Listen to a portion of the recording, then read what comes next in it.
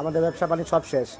প্রায় আমার নেই, মার্কুস স্ট্রিটে যত হোটেল আছে, যত রেস্টুরেন্ট আছে, যত ঠেলাওয়ালা আছে, রিক্সাওয়ালা আছে, অটোওয়ালা আছে, যার যার ব্যবসা ছিল সব বন্ধ, শূন্য হয়ে গেছে পুরো। এই জন্য দুই দেশের সম্পর্ক ভালো নেই, এই জন্যে আমাদের অনেক বিপদে পড়ছি দাদা। আমাদের রেস্টুরেন্ট পুরো বন্ধ, বিজনেস পুরো শূন্য হয়ে গেছে। এটা কবে থেকে এরকম অবস্থা হলো? এটা আগস্টের পর থেকে, 5 আগস্টের পর থেকে শেখ হাসিনা চলে গেছে, ইন্ডিয়া চলে এসছে, তবে থেকে ব্যবসা তো পুরো ধ্বংস হয়ে গেছে, ব্যবসা তো পুরোপুরি শেষ। এরপর তো পুরোপুরি শেষ হয়ে যাবে। আমাদের সরকার কি করছে বুঝতে পারছি না আমরা, আর কি বলবো। কি আর হবে কান্দিয়া, বাঙালিদের লাগিয়া, থাকতে হবে না খাইয়া, কৌ মুদির কাছে গিয়া, কৌ শুভেন্দুর কাছে গিয়া। প্রিয় দর্শক মণ্ডলী, নরেন্দ্র মোদী সাহেব 16টা বছর কাঁধের উপরে বন্দুক রেখা বাংলাদেশের মানুষের উপরে গুলি চালাইছে। শুধু গুলি মারলেই গুলি হয় না আর কি, ওই যে নদীর মাছ মেরা খাওয়া থেকে নিয়ে শুরু করে সকল প্রকার সুযোগ সুবিধা তিনি ভোগ করছেন। এই যে শুভেন্দু গেদু আছে না, বারবার বাংলাদেশ নিয়ে কথা বলে, কই তোমার কলকাতার মানুষ তো ভাত পায় না, ঈদের ভিতরে কান্নাকাটি শুরু করে দিছে। বোঝেন না অবস্থা, বাংলাদেশি ছাড়া তারা অচল, এটা তারা বুঝে না, বড় বড় কথা বলে। কয়েকদিন আগেও আলু দিতে চাইলো না, আলু পচছে ভারতে আন্দোলন হয়েছে। যাই হোক, সেটা আমার আলোচনার বিষয় না। প্রিয় দর্শক মণ্ডলী, টাইটেল এবং থাম্বনেল দেখে অবাক চিত্তে ক্লিক করছেন, আসলে অবাক হওয়ার কিছুই নাই। 8টা সংবাদ আজকে আপনাদের মাঝে শেয়ার করব, খুবই গুরুত্বপূর্ণ। অনুরোধ করব পরিপূর্ণ ভিডিওটি দেখবেন ইনশাআল্লাহ। তার আগে একটা জিনিস আপনাদেরকে একটু দেখাই। স্ক্রিনে একটা পিকচার আপনারা দেখতে পাচ্ছেন, জানুয়ারি মাসে 2024 সালের নিউজ। এটা ডক্টর ইউনূসের 6 মাসের কারাদণ্ড হয়েছিল হাসিনা আপার আমলে। আজকে দেখেন 1 বছর পরই ঘটনা উল্টা দিকে, সেই দেশেরই প্রেসিডেন্ট তিনি। চিন্তা করতে পারেন মালিক কোথা থেকে কি ঘটায় ফেলায়, এটা আসলে বোঝা অনেক কঠিন।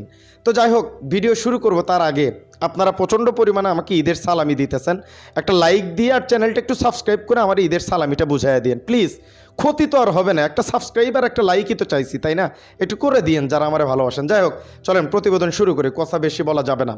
প্রথম প্রতিবেদন হচ্ছে খুবই গুরুত্বপূর্ণ, বাংলাদেশের মানুষ এটা নিয়ে খুব বেশি কথা বলতেছে। যারা ডক্টর ইউনূসরে 5 বছর ক্ষমতায় দেখতে চান তাদের জন্য এটা একটা বাম্পার অফার হতে পারে, মানে খুশির সংবাদ হতে পারে। এই যে স্ক্রিনে আপনারা পিকচার দেখতে পাচ্ছেন, ব্যালট পেপার, গণভোট 1977 সালে হয়েছিল। এটা করছিল কে? রাষ্ট্রপতি জেনারেল জিয়াউর রহমান। তিনি একটা হান আর ভোট করছিল। এখন বাংলাদেশের মানুষ এই ভোটটাই চাচ্ছে ডক্টর ইউনূসের জন্য। আপনি কি মনে করেন এই ভোটটা হওয়া কি বাংলাদেশে দরকার? জিয়ার উদাহরণ টানতেছে, কি পরিমাণ চালাক। বিএনপি নির্বাচন চাইতেছে, এই জন্য জিয়ার জিনিসটা দিয়েই আবার পুনরাবৃত্তি ঘটাইতেছে বাংলাদেশের জনগণ। কোত্থেকে যে এগুলো বের করে আমি বুঝি না আর কি। সেই গণভোটের ফলাফল কীরকম ছিল দেখবেন, একটু দেখাই চলেন। শুরু হয়েছে মাত্র, গুরুত্বপূর্ণ নিউজ আস্তে আস্তে আসতেছে। 7 সিস্টারও আসতেছে। এই যে ভারতের যে কাঁপাকাঁপি উঠে গেছে, আর্তনাদ উঠে গেছে, সংসদে উত্তাল হয়ে গেছে, হাসিনারে ফেরত দেওয়ার পর্যন্ত কথা চলতেছে, সবই জানাবো, একটু থাকেন, বুঝছেন, খুবই গুরুত্বপূর্ণ। তো চলেন, জিয়ার যে গণভোট হয়েছে সেখানের ফলাফলটা কী ছিল স্ক্রিনে আপনারা দেখতে পাচ্ছেন। বিশাল ব্যবধান, অনেক ব্যবধান, আমি সংখ্যাগুলো না বললাম, আপনারা দেখতেছেন। তো এরকম যদি বর্তমান সময়ে ডক্টর ইউনূসের জন্য করা হয় নির্বাচনের আগে, আপনি কি মনে করেন ডক্টর ইউনূস এর চাইতে কম ভোট পাবে? কি মনে করেন একটু কমেন্ট বক্সে জানান তো। আর এটা চান কি না যে গণভোট হোক, এটাও একটু কমেন্ট করে জানান প্লিজ। এটাই তো জানতে চাইছি, আর তো বেশি কিছু না, একটু কমেন্ট করেন। এটা ছিল প্রথম নিউজ, বুঝছেন, সবাই এটা নিয়ে প্রচণ্ড পরিমাণে লেখালেখি করতেছে যে গণভোট চায় আর কি। এখন আপনি চান কিনা একটু কমেন্ট করেন। ডোনাল্ড ট্রাম্প নাকি নরেন্দ্র মোদীর ভালো বন্ধু? কেমনে কেমনে ভালো বন্ধু? আজকের খবর শোনার পরে তো চোখ কপালে উঠে যাবে। একটু আপনাদেরকে শোনাই। নরেন্দ্র মোদীকে ডোনাল্ড ট্রাম্প বলছে, ভারতকে কেন এত অর্থ দিচ্ছি? প্রশ্ন ট্রাম্পের। তিনি প্রশ্ন করছেন, এত বন্ধুত্ব, এই প্রশ্ন কেন করবেন? তিনি যে কথাটা বলছেন অনেক বড় প্রতিবেদন, কিন্তু ডোনাল্ড ট্রাম্প যেটা বলছেন সেটা একটু আপনাদেরকে শোনাচ্ছি। ভারতকে কেন আমরা $21 বিলিয়ন দিচ্ছি? তারা ইতিমধ্যে অনেক বেশি অর্থ পেয়েছে। তারা আমাদের দৃষ্টিতে বিশ্বের সবচাইতে সর্বোচ্চ করদাতা দেশগুলোর একটি, অথচ আমাদের পক্ষ থেকে ভারতের বাজারে প্রবেশ করা বেশ কঠিন, কারণ তাদের শুল্ক হার অত্যন্ত বেশি। আমি ভারত এবং প্রধানমন্ত্রী নরেন্দ্র মোদীর নামও মুখে আসে না, শ্রদ্ধাশীল। তবে ভোটের উপস্থিতি বাড়ার জন্য $21 বিলিয়ন কি প্রয়োজন? শ্রদ্ধাশীল, কিন্তু বাঁশটা ঠিকই দিচ্ছেন। শ্রদ্ধা করেন কিন্তু বাঁশ ঠিকই দিচ্ছেন। নরেন্দ্র মোদী খুব আশাই ছিল, খুব বড় বড় কথা বলে। আপনাদেরকে নিউজগুলো দিচ্ছি। এইবার চলেন একটা 7 সিস্টার নিয়ে যে কাণ্ডটা ডক্টর ইউনূস ঘটাইছে এটা একটু জানাই, বুঝছেন, এটাও গুরুত্বপূর্ণ। এই যে ডক্টর ইউনূস মানে নরেন্দ্র মোদী বেশি ভালো পারে না, এই যে ট্রাম্প খায়া দিচ্ছে, বোঝেন নাই? আর এইদিকে নরেন্দ্র মোদীর যেটা 7 সিস্টারে আগুন লাগাইছে ডক্টর ইউনূস, সেটা একটু আপনাদেরকে শোনাই। স্ক্রিনে দেখতে পাচ্ছেন 7 সিস্টার নিয়ে ডক্টর ইউনূসের বক্তব্যে ভারতে তোলপাড়। সেখানে কি হয়েছে একটু বিস্তারিত আপনাদেরকে শোনাচ্ছি, একটু শোনেন। কংগ্রেস নেতা পবন খেরা বলেন, ভারতকে ঘিরে ধরতে চীনে আক্রমণ জানাচ্ছে বাংলাদেশ। বাংলাদেশ সরকার এই মনোভাব আমাদের উত্তর পূর্বাঞ্চলের নিরাপত্তার ক্ষেত্রে খুবই বিপজ্জনক। কে দাদাবাবুরা ভয় পেয়েছেন? না না, বিপজ্জনক হবে কেন? মণিপুর সামলাতে পারছে না, চীন তরুণ অঞ্চলে এর মধ্যেই গ্রাম স্থাপন শুরু করেছে। প্রতিরক্ষা বিপ্লব বিশ্লেষক বাক্সি বলেন, আমরা বাংলাদেশ তৈরি করছি। বাক্সি, আপনি বাংলাদেশ তৈরি করছেন, সে সময় আমরা কোনো ভৌলিক সুবিধা গ্রহণ করে নাই। 16 বছর যে করছেন, এটা কি ফাইলে দিবেন? আচ্ছা, এটা তো আপনাদের কি স্ক্রিনে দেখাইছি আমি। এটাই সংবাদ আর কি। তাদের উত্তাল অবস্থা, চিন্তা ভাবনা শুরু হয়ে গেছে যে কী হবে আমাদের সাথে, খুবই চিন্তায় আছে, বুঝছেন? এবার চলেন আরও কিছু গুরুত্বপূর্ণ নিউজ আপনাদেরকে দেই, যেটা দিতে চাইছিলাম। জামাত ইসলামের আমিরের অনেক সময় মুক্তিযুদ্ধ অপরাধী বলা হয়, কিন্তু জামাত ইসলামের আমির এই কথা একদমই মানানসই না। তিনি একটা কথা বলছেন যে আমি যুদ্ধ অপরাধী না, অথচ আমার উপরে যুদ্ধ অপরাধীর মামলা দেওয়ার চেষ্টা করা হচ্ছে। আর আরও একটা কথা তিনি বলছেন যে আওয়ামী লীগকে নিষিদ্ধ করা কোনো কিছু নেই, জনগণ অনেক আগেই তাদেরকে নিষিদ্ধ করে দিছে। এটা হচ্ছে জামাত ইসলামের আমিরের কথা।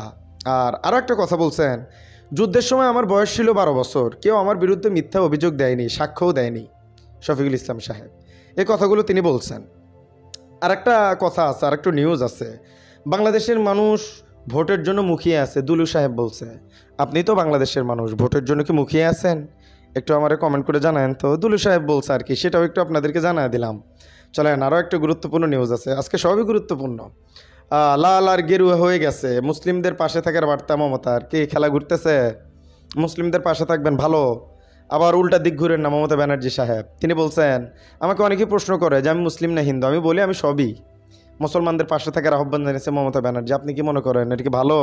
একটু কমেন্ট করে জানায়েন। যাই হোক, মোটামুটি শেষ একটা নিউজ দিয়ে আমরা আজকে শেষ করব। সেটা হচ্ছে বাপডাইকে ইলেকশন বাংলাদেশে দিয়ে যাওয়া লাগবে। ফজলুর রহমান, ইনি খালেদা জিয়ার উপদেষ্টা পরিষদের একজন, যতটুকু আমি পড়ছি আর কি, যদি ভুল না করি। তো তিনি বলছেন যে আমি বাইসা থাকতে বাপডাইকা ইলেকশন দিয়ে যাওয়া লাগবো। এই ফজলুর রহমানরে অপসারণের দাবি জানাচ্ছে অনেকেই। তো যাই হোক, অনেক ধরনের নিউজ আপনাদের মাঝে দিলাম। এইভাবে নিউজ করলে আপনারা মনে হয় খুশি হন, মানে কথা কম শুধু নিউজ। তো মাঝে মাঝে এরকম করি আর কি। এগুলো কালেক্ট করতে অনেক কষ্ট হয়, বুঝছেন? নিউজ দিতে তো সমস্যা নেই, কিন্তু কালেক্ট করতে পুরো দিন লাগছে। মানে এই ভিডিও তো আমি দিনে দিচ্ছি, তো পুরো রাত এখন আমি ভিডিও শ্যুট করতেছি আপনার 2টা বাজে। হ্যাঁ, রিসার্চ করে বের করতে করতে দেখা যায় যে অনেক সময় চলে যায়। এই জন্য দিনে একটা নিউজ এরকম দেওয়া যায়, তাছাড়া অত নিউজ দেওয়া যায় না, বুঝছেন? তো গতকালকে একটা দিয়েছিলাম, আজকে এই টাইমে আর একটা দিলাম। আপনারা আশা করছি অনেকগুলো বিষয় থেকে আপনারা জানতে পারছেন। খুবই গুরুত্বপূর্ণ কিছু বিষয়, এটা জানানোর ছিল বিধায় আজকে জানালাম আপনাদেরকে। এখন বাদবাকি মতামত প্রকাশ করার দায়িত্ব আমার, আপনাদের আর কি, সরি। তো ভারতের অবস্থা তো ভয়াবহ দেখতেইছেন। আর একটা কথা বলি, খুব খুশি হয়েছি, বুঝছেন? আপনারা যে পরিমাণ ভালোবাসা দিতেছেন, আলহামদুলিল্লাহ। বলেন কেন? মেন কারণ যে ঈদের সালামি চাইছি, আপনারা সেই ভিডিওতে প্রচণ্ড পরিমাণে লাইক করছেন। 10 লক্ষ মানুষ ভিডিও দেখলে যে লাইক আসে, আপনারা 3-4 লক্ষ মানুষ সেই ভিডিও দেখে সেই লাইক দিয়েছেন, তার মানে অবশ্যই সালামি দিয়েছেন। তো 10 টাকা করে ধরলেও অনেক টাকা সালামি হতো। এরপরের থেকে ঈদের ভিতরে বিকাশ নাম্বার দিয়ে দিব, সালামি দিবেন। আপনারা তো আমার ভালোবাসার মানুষ, তো আমরা সালামি দিবেন না? এই যে সংবাদগুলো পড়ি, সালামি দিবেন। এরপর থেকে বিকাশ নাম্বার দিয়ে দিব, ঠিক আছে? যারা চাইবেন সালামি দিয়ে দিবেন, আমি সালামি কালেক্ট করবো। যা বলবে, ভালোবাসার মানুষদের থেকে সালামি নিতে চাই আর কি। তো যাই হোক, জনভোট হলে কেমন হবে এটা একটু কমেন্ট করে জানাবেন। আজকের ভিডিও ছিল এ পর্যন্তই, দেখা হচ্ছে পরবর্তী অন্য কোনো ভিডিওতে। সে পর্যন্ত সকলেই ভালো থাকবেন, সুস্থ থাকবেন। সত্য নিয়ে কাজ করি, সবসময় সত্য বলার চেষ্টা করব। আপনারা পাশে থাকলে অবশ্যই ভালো কিছু করব। ভালো থাকবেন, সুস্থ থাকবেন। আসসালামু আলাইকুম রহমতুল্লাহি ওয়া বারাকাতুহু।